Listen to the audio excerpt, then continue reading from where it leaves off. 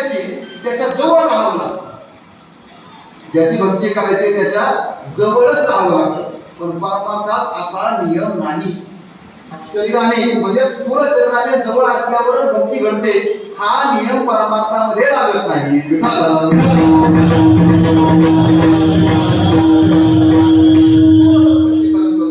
भक्ती करणं म्हणजेच भजन करणं.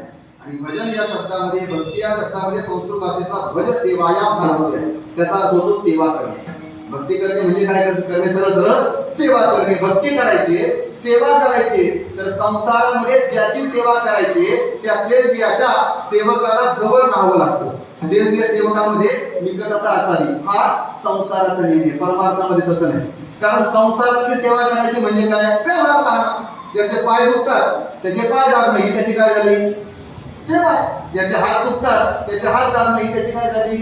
सेवा आहे. डोकं दुखत असेल तर डोकं दाबणे ही त्याची सेवा आहे. पाठ दुखत असेल पाठ दाबणे ही त्याची सेवा आहे. गळा दुखत असल्यावर गळा दाबणे ही त्याची नाही.